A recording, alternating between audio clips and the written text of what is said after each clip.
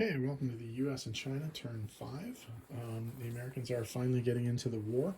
On the Pacific side of the board, the Americans have 22 IPCs to spend. They're going to buy a transport for 6 IPCs. Remember, they get a discount because they have tech. They're going to buy a fighter for 10, and they're going to buy an artillery for 4. They'll save 2 IPCs for the next turn. The Atlantic side of the board has 35 IPCs to spend. They're going to buy a fighter for 10, and then 3 discounted ships, a sub for 5, a transport for 6, and a destroyer for 7, along with an infantry and an artillery. They will be declaring war on all of the Axis powers, and their first attack on the Atlantic side will be to load up their considerable navy and their considerable amphibious forces, and they will be moving to, I think I miscounted this when I set up Germany because I didn't think they were in range, but I guess they are. They will be moving to Sea Zone 87 and attempting to destroy the German fleet there, and then they will be performing an amphibious landing in French West Africa and attempting to liberate that. On the Pacific side of the board, there are 2 naval attacks that are going to be made. The first one is to attack this small Japanese Navy contingent in Sea Zone 16, the destroyer and the cruiser, and they're going to be attacking that with the fighters and tactical bombers from the 2 aircraft carriers, plus a submarine from Sea Zone 26. They will also be attacking the Japanese submarine in Sea Zone 33, just off the Caroline Islands, with a sub and a destroyer. So that is the combat. We have 3 combat rolls to do, so we'll start on the Atlantic side of the board.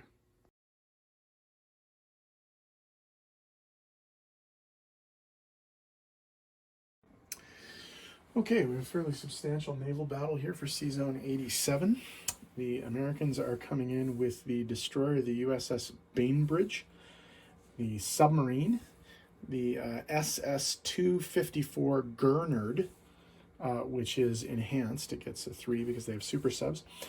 2 cruisers, the USS Quincy and the USS Augusta, and then 3 fighters and a tactical bomber from the aircraft carriers, the USS Lake Champlain and the USS Wasp. In addition, they will be making an amphibious landing in French West Africa, assuming obviously that they kill all the German Navy. The German naval elements that are at risk here are the SS Cap Arcona, the merchant vessel Wilhelm Gustloff, and the Schiff 14 Coronel transport ships, along with a destroyer, the Z4 Richard Beltson, and the battleship, the Bismarck. So we have a 2 for the destroyer, a 3 for the super sub, 2 3s for the cruisers, 3 3s for the fighters, and a 4 for the tactical bomber. We need 3 hits here to get rid of the warships. 2, 4, 6, 7 hits. So actually we got rid of the warships and all the transports anyway without having to auto kill them. But the Germans do get to reply with the destroyer at 2 and the battleship at 4. So we'll see if they can take any casualties. That's 1. So we will lose a submarine. The amphibious assault will continue into phase 2 of this combat.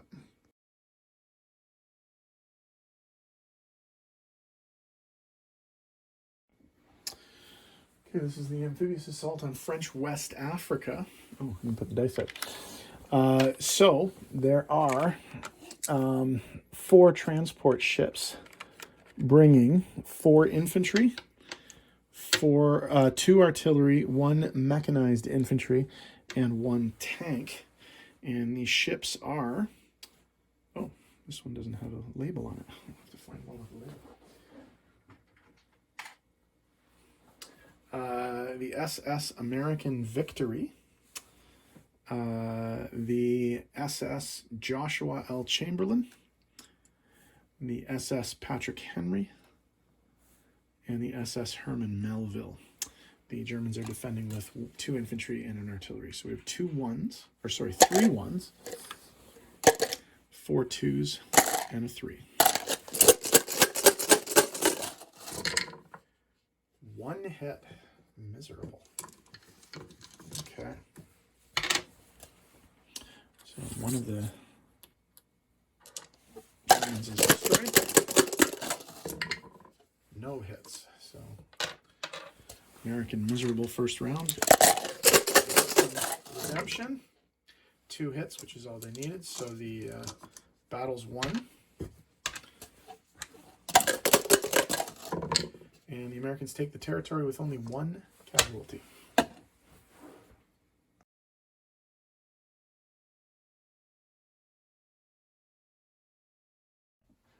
Okay, in the battle for Sea Zone 16, the American submarine, the SS-306 Tang, along with fighters and tactical bombers from the USS Yorktown and the USS Hancock aircraft carriers, are going up against the Japanese Natsuzuki destroyer and Tone cruiser. Okay, so we have a 3 for the super sub, 2 3s for the fighters, and 2 4s for the tactical bombers. 2 hits, that's all they needed. Japanese reply. And no hits, so the Americans take the sea zone with no casualties whatsoever.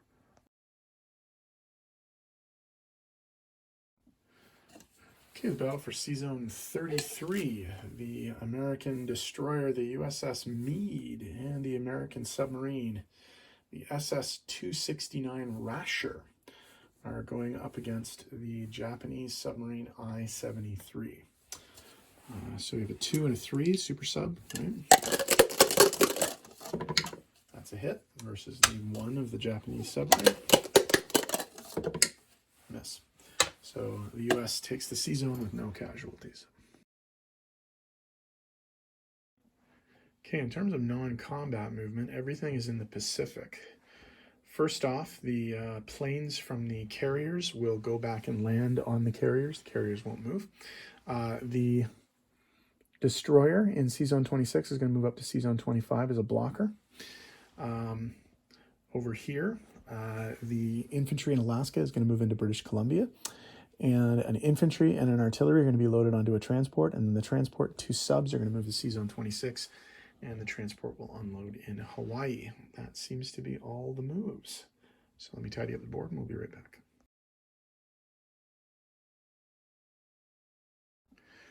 Okay, placement of new units in the Atlantic. Oh, these factories have to change, by the way, obviously, because we're at war now. So we're going to make these big factories instead of little factories, so we don't really need to worry about how much the Americans build at this point. And so going into eastern United States, we have a fighter, we have an artillery, we have an infantry, we have a transport, and we have a submarine and a destroyer. Okay, on the Pacific coast, we have a fighter and an artillery and a transport. Okay, in terms of income, the only change is that the Americans are going to pick up 1 IPC for French West Africa. So let's make an adjustment to the chart here. So the Americans will go up from 35 to 36, and the Germans will go down from 42 to 41. Okay, so in terms of the money, just have to back this up for a second here. Okay, we'll have to kind of do this from left to right here. Okay, in the Pacific side, we have a base income of 15. They saved 2 IPCs from their last turn, and then they get 4 bonuses. They get +5 for controlling the western U.S. They get +5 for controlling Alaska, the Aleutians, Hawaii, the Johnston and Line Islands. They get +1 for Mexico. They get +2 for Midway, Wake, and Guam. They also have propaganda. So they're going to pick up 5 more IPCs for a total on the Pacific side of 22, 32, 35 IPCs. 35 IPCs on the Pacific side. Okay, now on the Atlantic side, we have a base income of 36, and they get 3 bonuses.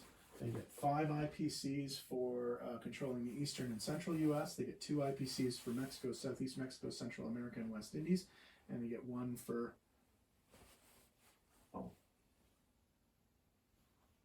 I've got 2 there. Okay. Sorry, so that 1 will not count. Okay. I've only got 2 for that. Okay. That's 36, 38, 43 IPCs. So there's the 3.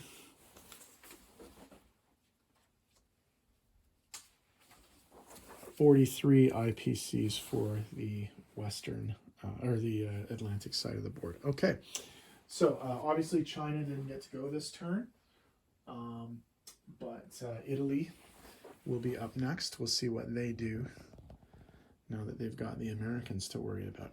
Okay, Italy's up next.